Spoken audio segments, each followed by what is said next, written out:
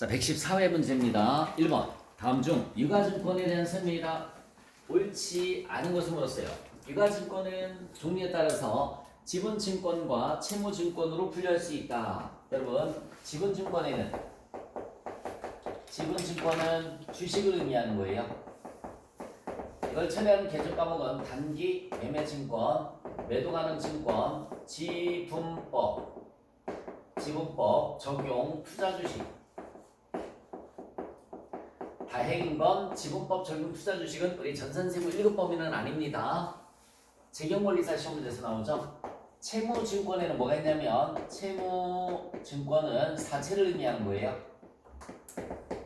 단기 매매증권, 매도가능증권, 만기 보유증권이 있어요. 만기 보유증권 이렇게. 자, 동그라미 1번 맞죠? 동그라미 2번은요. 맞네. 지분증권은 단기 매매증권, 매도가능증권으로 분류할 수 있으나 만기 보유증권으로는 분류할 수 없다. 그죠? 지분증권은 단기 매매증권, 매도가능증권은 분류할 수 있으나 만기 보유증권은 분류할 수 없죠. 3번에 단기 매매증권, 매도가능증권은 원칙적으로 공정가치로 평가를 합니다. 3번이 틀렸어요. 만기 보유증권은 삼각후원가라고 하고요. 얘들아, 얘네는 공정가치법이고요. 얘는 삼각후원가법이라고 해요. 삼각후원가법이라고 하고요. 얘는 지분법이라는 말을 씁니다. 얘는 지분법. 그래서 단기 매매증권이나 매도가능증권은 도중에 팔을 게 목적이란 말이에요. 도중에 팔을 게 목적이기 때문에 공정가치가 궁금하죠. 그래서 공정가치법이란 말 쓰고요. 만기보유증권은 파는 게 목적이 아니야. 그래서 삼각후원가법이라는 말을 쓰고 지분법 적용 투자주식은 지분법이란 말 씁니다. 3번이 틀렸어요. 4번. 만기보유증권으로 분류되지 않은 채무증권은 단기매매증권, 매도가능증권 중에 하나로 분류된다. 여기 봐요. 만기보유증권으로 분류되지 않은 채무증권은 단기매매증권이나 매도가능증권 중 하나로 분류하는 거 맞죠? 자, 2번 문제 보겠습니다. 감가상각 방법을 정액법으로 채택하였으나 담당자의 실수로 정률법에 따라 회계 처리를 했습니다. 여러분, 정률법으로 처리하면 정액법보다 여기 잠깐만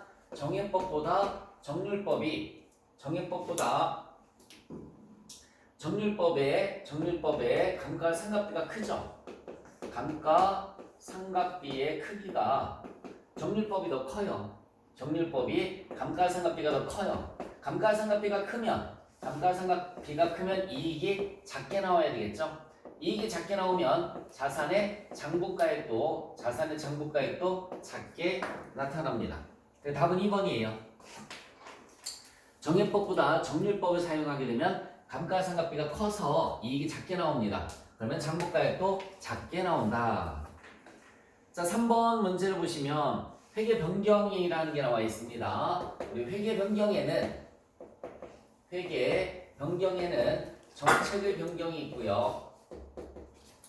정책의 변경, 그 다음에 추정의 변경이 있어요.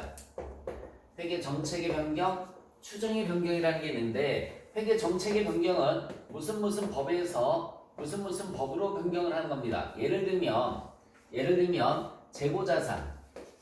재고자산의 단가를 결정하는 방법이 선의선출법을 이동평균법을 한다든지 이동평균법을 선의선출법을 한다든지 또는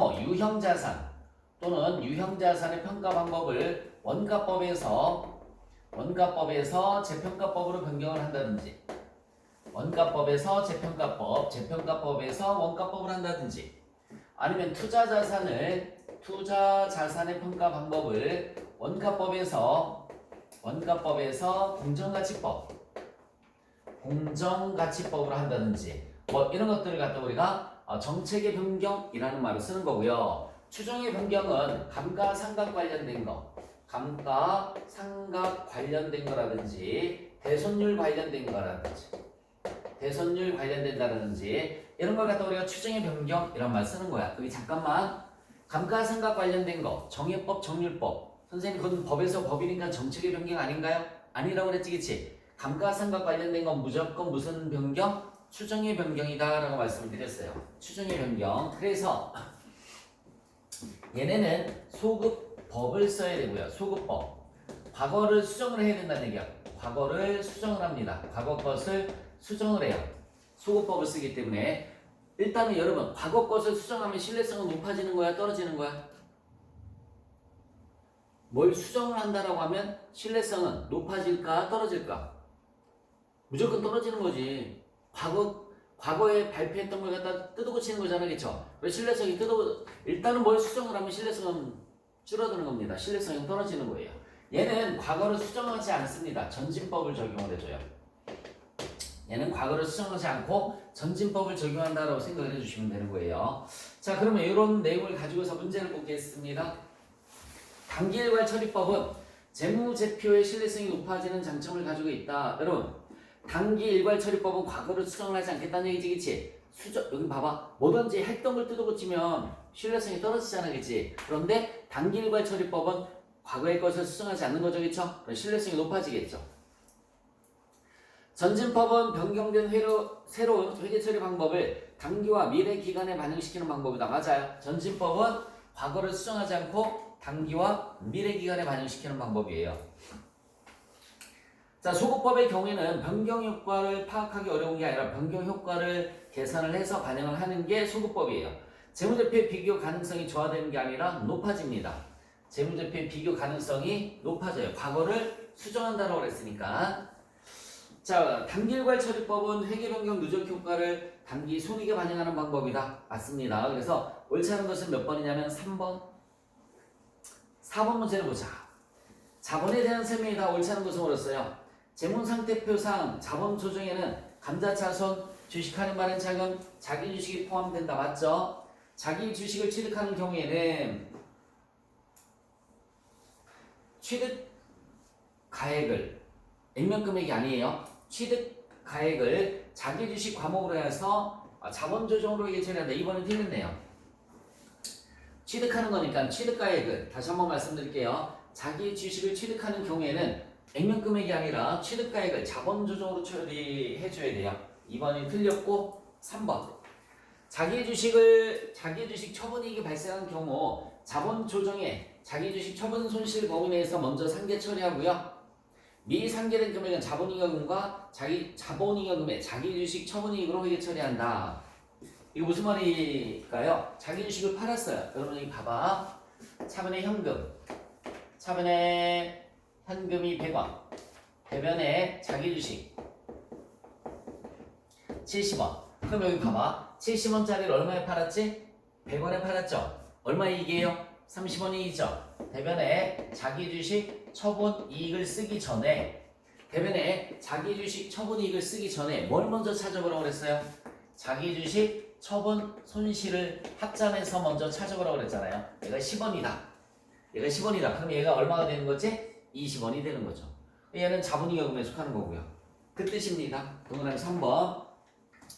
자기 주식을 소각할 때 취득원가가 액면 금액보다 작으면, 여러분 소각이라는 말이 들어가면 감자죠. 다시 한번 말씀드릴게요. 소각이라는 말이 들어가면 감자가 되는 거예요. 취득원가에다가 100원이라고 써봐요. 액면 금액은 500원이라고 써봐요.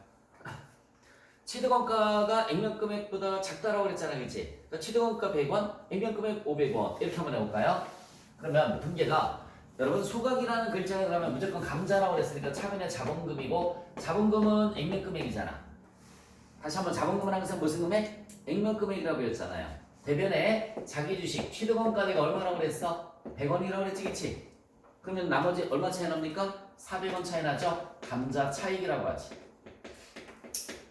감자 차익은 400원 자본잉여금으로 처리를 하는 거 맞습니다. 그래서 자기 주식을 소각한다라고 나오면, 소각이라는 글자가 나오면 항상 감자다. 감자는 자본금이 줄어드는 거고요. 자본금은 항상 액면 금액으로 처리가 되는 겁니다. 5번 문제를 볼까요? 할증 발행됐을 때 유효 이자율법이 적용되는 경우에 대해서 설명한 것이다. 옳지 않은 것은 그렇습니다. 여러분 여기 봐요. 할증 발행은, 잠깐만 볼래? 할증 발행과 할인 발행을 비교 한번 해볼까요? 할인 발행부터. 할인 발행 정액법일 때가 있고요. 정액법, 유효이자율법이 있어요. 유효이자율법. 이자 비용과 이자 비용과 상가계획을 비교를 한번 해볼게요. 상가계획을 이렇게 정해법은 둘 다 일정한 거야. 고민할 게 없어요. 둘 다 일정. 정해법은 이자 비용도 일정, 상가계획도 일정한 게 정해법이에요. 유효이자율법은 둘 다 증가하는 겁니다. 증가. 얘가 할인 발행이에요. 자, 그런데 할증 발행은요. 할증 발행은 다른 건 다 똑같은데 할증 발행일 때는 유효이자율법의 이자 비용만 감소해요. 다른 건 다 똑같습니다. 요것만 암기를 해주시면 돼요. 자, 다시 한번 정해법은 무조건 뭐라고 그랬어요? 일정. 유효이자율법은 무조건 뭐라고요? 증가. 상각의 환입액 가 증가예요. 근데 할증 발행일 때는 환입액이란 말 쓰는 거야. 할증 발행일 때 이자 비용만 뭐가 된다고요? 감소된다. 이렇게 외워주시면 돼요. 그래서 동그라미 1번에 4차 할증 발행 차금 상각액은 매년 감소가 아니라 뭐라고요? 증가된다. 이자 비용만 감소된다고 그랬잖아요. 1번이 틀렸습니다. 이자 비용은 감소되는 거고요. 4차 장부가액은 여기 잠깐만 볼래? 잠시만. 할인 발행은요. 할인 발행은 이런 거지. 할인 발행은 하나, 둘, 셋. 현재 버스비가 1,700원, 미래 버스비 1,800원, 1,900원, 2,000원. 이렇게 계속해서 장부가액이 증가하는 게 할인 발행이에요. 장부가액이 증가되는 게 할인 발행이고요. 할증 발행은 거꾸로 가는 게 할증 발행이에요. 현재 버스비가 2,000원인데 미래 버스비는 1,900원, 1,800원, 1,700원 점점점 줄어드는 거. 장부가액이 점점점 줄어드는 게 할증 발행이 되는 겁니다. 그래서 사채 장부가액은 초기에는 크고 가면 갈수록 감소한다, 작아진다 맞고요. 사채를 발행한 시점에 사채 발행비는 비용 처리하지 않고 만기일까지 잔여 기간에 걸쳐 상각해서 비용한다. 맞습니다. 사채 발행비는 만기일까지 잔여 기간에 걸쳐서 비용화한다. 이렇게 알아두시면 돼요. 틀린 것은 몇 번이냐면 1번에 상각액은 다 증가다라고 생각을 해주시면 됩니다. 자, 6번 문제. 2개의 보조 부문과 2개의 제조 부문을 운영하고 있는 주식회사 서울의 용역수수 관련된 자료는 다음과 같다. 단기배우법을 하라고 나와 있습니다. 여러분 여기 볼까? 제조 부문, 보조 부문. 저처럼 늘 그냥 기본적인 틀을 똑같이 이렇게 써서 하시면 좋습니다. 제조 부문에 XY가 있죠? 제조 부문에 XY가 있고요. XY. 보조 부문에 뭐가 있어요? 보조 부문에는 수선과 전력이 있어요. 수선, 그 다음에 전력이 있습니다. 수선과 전력. 이렇게 쓰시면 돼요. 제조 부문을 먼저 쓰시고 그 다음에 보조 부문을 쓰신 다음에 금액을 써볼까요? 수선 부문의 금액이 10만원. 수선 부문의 금액이 10만원. 전력 부문의 금액이 얼마라고 나와있냐면 8만원 나와있어요. 8만원. 자, 이렇게 일단은 세팅을 해놓고 뭘 먼저 배부한다고 나와있어? 수선 부문의 원가를 먼저 배부한다고 나와있죠? 그러면 단계배우법은 잘 봐. 수선 부문의 원가를 먼저 배부하래요. 먼저 배부한 것은 세 군데로 이렇게 보내주시면 돼요. 자기를 제외한 나머지 세 군데로 보내주는 게 단계배부법이야. 그래서 먼저 배부하는 것은 세 군데로 배부를 해주시면 되는데 잘 봐. 수선이 X에 제공한 비율이 몇 프로라고 나와 있나 봐요. 수선이 X에 제공한 비율이 몇 프로? 40%. 자, 두 번째는 수선이 Y에 제공한 비율이 몇 프로라고 나와 있어요? 20%. 그 다음에는 수선이 전력에 제공한 비율이 몇 프로? 40%. 이렇게 나와 있습니다. 그러면 여기 볼래? 합쳐서 100%일 때는 그냥 곱해주시면 돼요. 10만원 곱하기 40%에서 4만원. 여기는 2만원. 여기는 4만원. 이렇게 가면 되는 겁니다.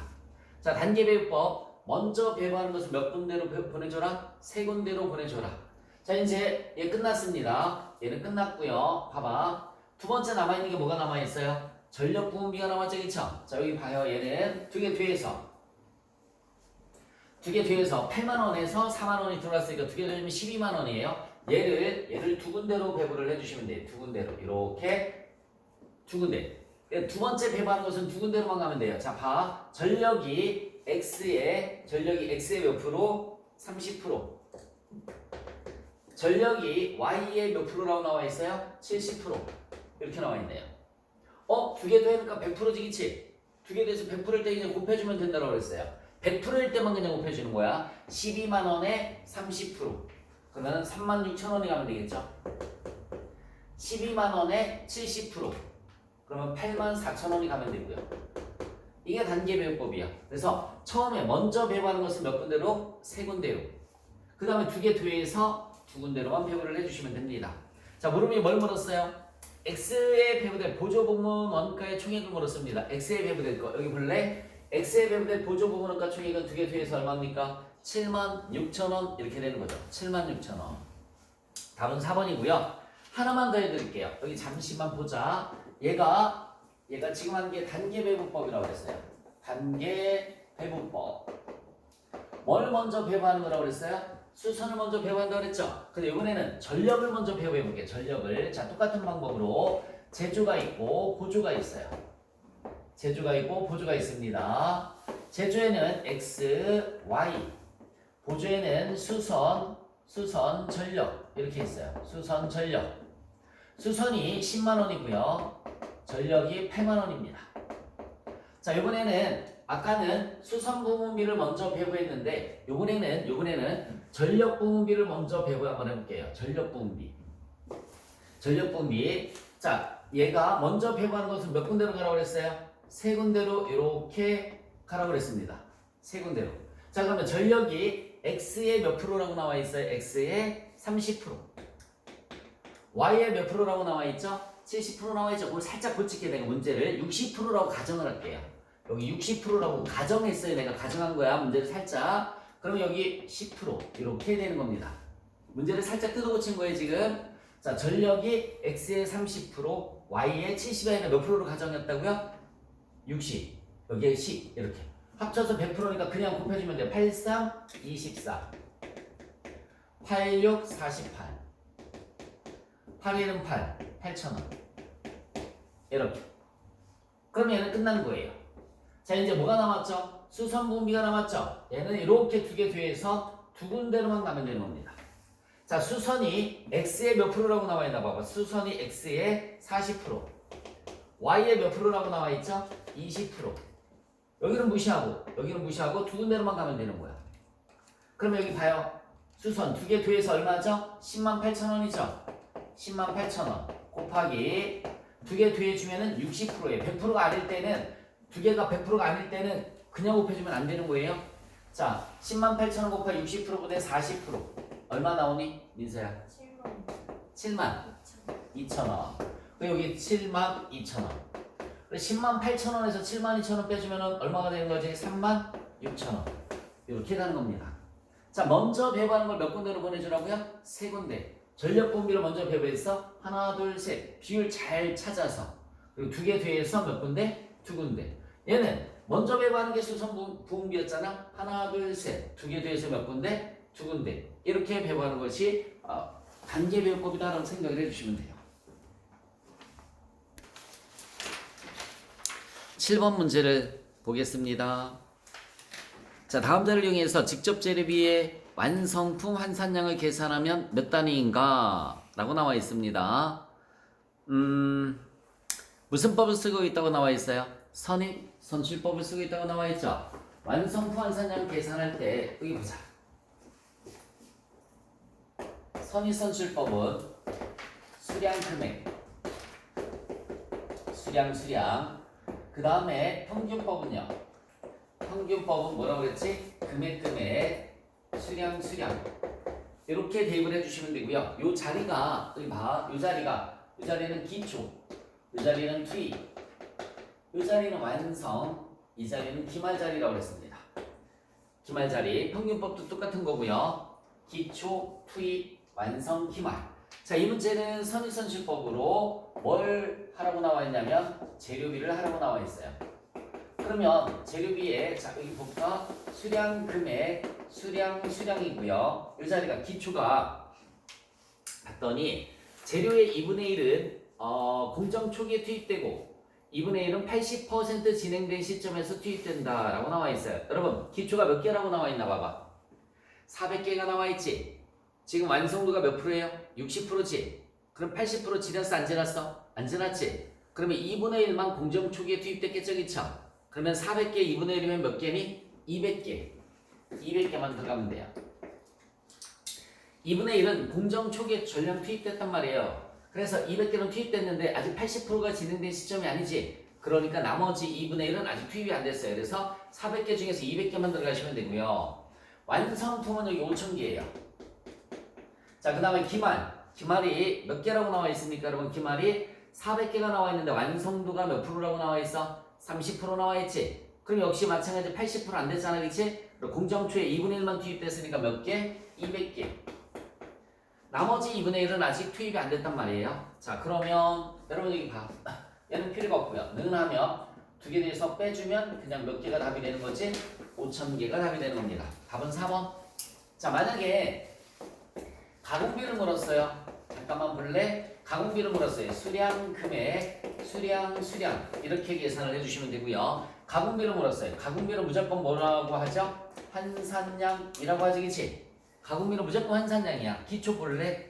기초가 400개 나와 있고 완성도가 60% 나와 있지, 그치? 6, 4, 24니까 몇 개예요? 240개. 60%니까 완성품은 5000개 들어가시면 되고요. 완성품은 5000개. 기말은 400개에 30%니까 120개가 들어가시면 되겠죠? 기말은 120개. 그러면 는 하면 두 개 더해서 빼주시면 되는 거잖아. 그러면은 4880개. 가공비는 4880개가 되는 겁니다. 지금 한 게 선의선출법이에요. 자, 여러분들 이거 평균법으로 하면 잠깐만 고개 들어올래? 평균법으로 하면 금액이라고 그랬지, 그치? 여기 봐. 얘가 없으면 평균법에 두 개 뒤에서 몇 개? 5200개. 두 개 뒤에서 몇 개? 5120개. 평균법으로 하면. 평균법으로 하면 얘만 빠지면 되는 거지, 그치? 자, 다시 한번. 금액이잖아요. 그러면 금액은 필요 없잖아요. 두 개 더해주면 5200개고요. 두 개 더해주면은 5120개가 평균법일 때 답이 되는 거라고요. 자, 7번 문제는 4번이 답입니다. 8번 보자. 다음 중 옳은 것으로만 짝져진 것을 물었어요. 공손품은 불량품을 갖다가 우리가 공손품 이란 말 쓰는 거예요. 자, 생산에 사용된 원재료로부터 남아있는 찌꺼기나 조각을 말한다. 틀렸습니다. 찌꺼기 같은 거는 작업 폐물을 찌꺼기라는 말을 쓰는 거죠. 작업 폐물. 비정상 공선은 발생한 기간에 영업의 비용으로 처리한다. 맞네요. 나는 맞습니다. 정상 공선은 효율적인 생산 과정에서도 발생하는 공선으로 원가성이 있다고 본다. 맞죠? 정상 공선은 늘 반복적으로 발생하는 거라고 했죠? 원가성이 있기 때문에 네, 원가성이 있다라고 본다. 맞아요. 답은 다 2번입니다. 정상 공선은 작업자의 부주의나 생산 계획의 미비 등의 이유로 발생한다. 이거 비정상 공선 얘기하는 거고요. 자, 9번 문제 보자. 원가 분류에 대한 설명이다. 옳지 않은 것을 물었어요. 원가 행태에 따라 밑줄 쳐봐. 여러분 원가 행태에 따라서 뭐죠? 고정비와 변동비죠. 추적 가능성에 따라서 직접비, 간접비로 분류되는 거 맞습니다. 다시 한번 추적 가능성에 따라서 직접비와 간접비로 구분되는 거 맞고요. 원가 발생 형태에 따라 재료비, 노비, 제조 경비로 구분되는 거 맞습니다. 의사결정 관련성에 따라 매몰원가, 관련이 없는 원가는 매몰원가라고요. 그 다음에 기회원가 등으로 구성된다라고 나와 있어요. 기회원가는 무슨 원가라고 그랬죠? 포기한 원가를 기회원가라는 말로 쓰는 거예요. 옳지 않은 것은 1번. 자, 그 다음에 10번 문제를 보시면 종합원가 계산, 선인선출법 및 평균법에 대한 설명이다. 옳지 않은 것을 물었어요. 종합원가 계산의 평균법, 선인선출법 중 실제 물량으로보다 충실한 방법은 선인선출법이다. 당연한 거죠. 먼저 들어온 걸 먼저 완성시켜서 내보내는 게 일반적인 물량 흐름이죠. 일반적인 흐름은 먼저 들어온 걸 먼저 완성시켜서 내보내는 거란 말이야. 그래서 1번 맞아요. 자, 기초 제공품이 없으면 여러분 잠시만 고개 들어보실래요? 기초의 차이잖아. 얘가 아예 없어. 얘가 아예 없으면 평균법이나 선인선출법에는 똑같은 거지, 그치? 그래서 기초 제공품이 없으면 종원가 계산에 의한 원가 배분 시 평균법과 선인선출법의 결과는 동일하다. 기초가 없으면 값은 똑같이 나옵니다. 선입선출법, 평균법 모두 완성품 환산량을 계산하는 과정이다. 맞죠? 여기 봐요. 완성품 환산량을 계산하는 과정이 있죠? 다시 한번. 이게 지금 이렇게 계산하는 게 선입선출법으로 계산한 거라고 그랬고, 평균법은 얘가 안 들어가면 되는 거라고 그랬죠? 그래서 기초가 없으면 똑같은 거라고 그랬잖아. 그치? 완성품 환산량을 계산하는 과정이 있다. 맞아요.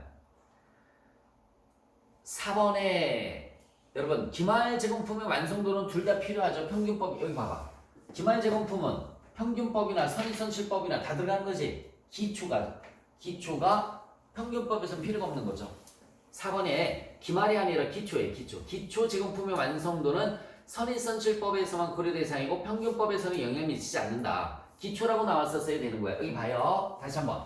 요 기초가 들어가는 게 무슨 법이라고 그랬어? 선입선출법. 평균법은 안 들어가니까 고려 대상이 아니잖아요. 그래서 동그라미 4번 문장은 기말이 아니라 기초가 돼야지 맞는 겁니다. 자, 11번.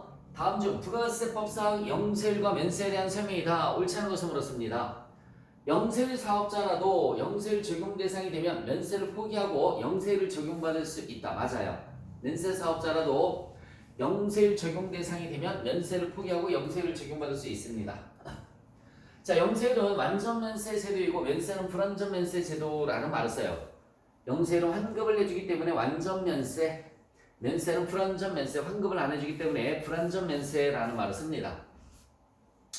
자, 영세율과 면세 모두 부가세법상 신고 의무는 면제되나 여러분 면세 사업자가 면제가 되는 거죠.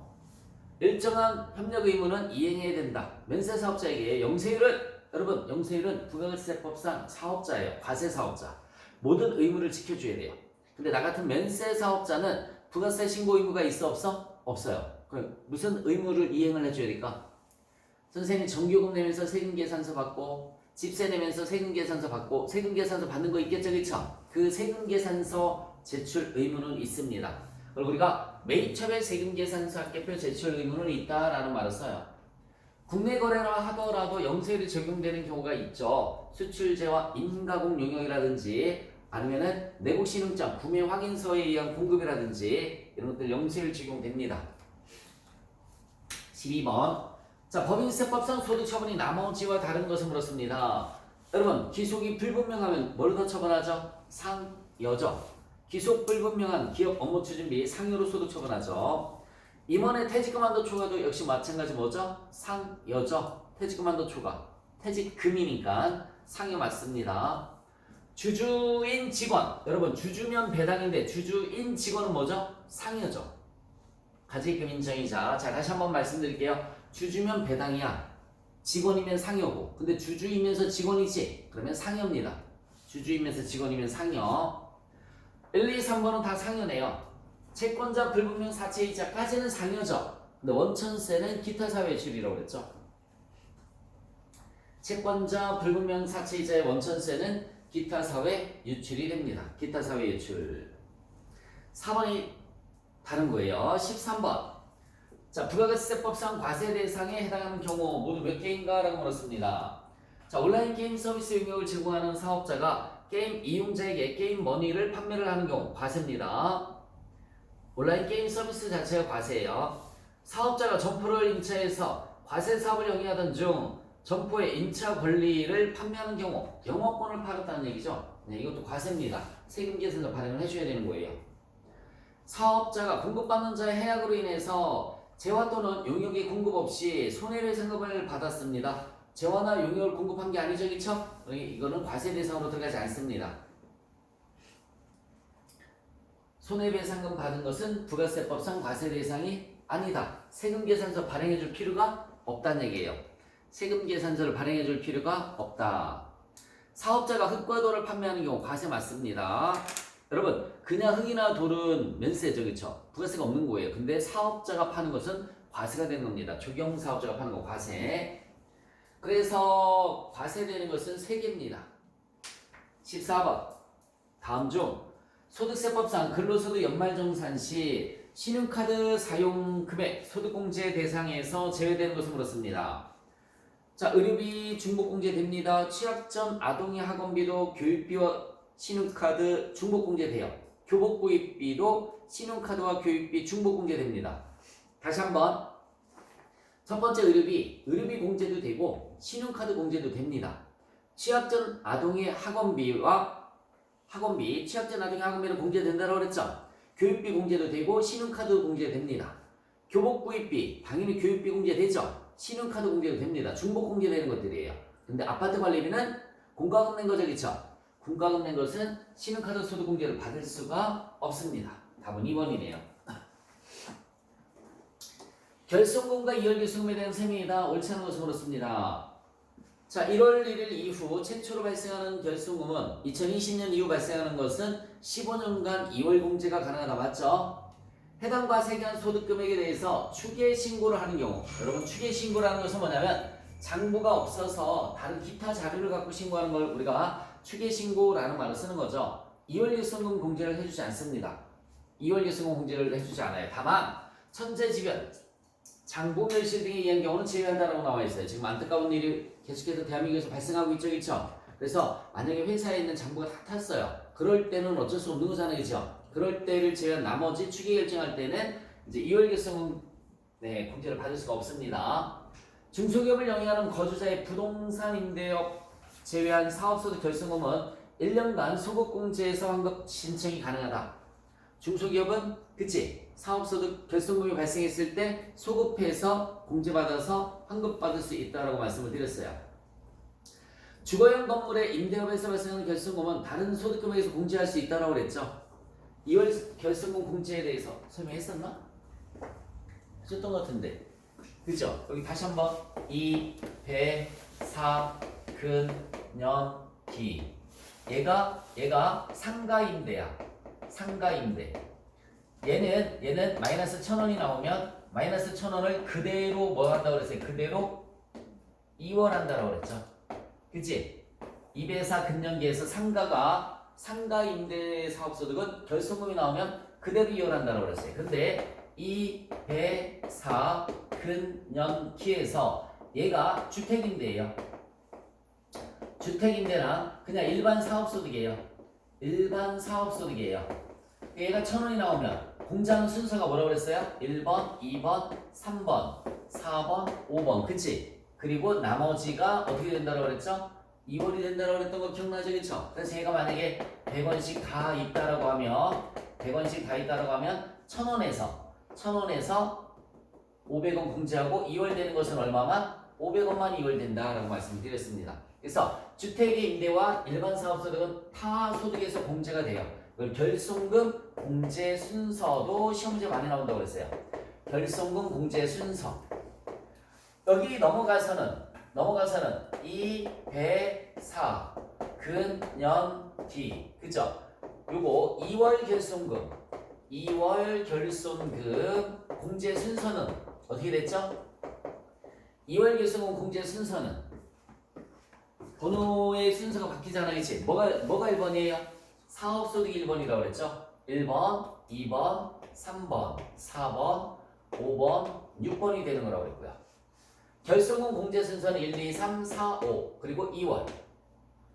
결손금 공제 순서 1번부터 5번까지가 있는 거예요. 근데 2월 결손금 공제 순서는 1, 2, 3, 4, 5, 6번이란 말이죠. 1번부터 몇 번까지 있다고요? 6번. 얘는 근로부터 시작되는 거고 얘는 뭐부터 시작된다고요? 사업부터 시작된다라는 걸 기억을 해주시면 되고, 상가에서 발생한 결손금은 하소득에서 공제하지 않고 그대로 이월한다.